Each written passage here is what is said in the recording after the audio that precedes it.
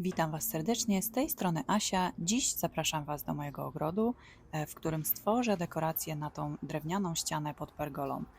Ta ściana ma różne odsłony, czasami właśnie plotę wianki, czy tworzę jakieś obrazy. Tym razem chciałam stworzyć coś letniego. Myślę, że mi się udało. Dosyć fajnie gra z całą dekoracją i oczywiście z roślinami w ogrodzie. Także zobaczcie to, co tam znowu dzisiaj wykombinowałam. Mój ogród już się pięknie budzi do życia. Bananowce wypuszczają coraz więcej liści. Także to jest efekt, który najbardziej kocham, właśnie taki tropikalny. Do tej dekoracji użyję patyka, którego znalazłam oczywiście na jednych z naszych wypraw na spacerze. Jest dosyć taki fajny, pokrzywiony, więc będzie fajnie tutaj wyglądał.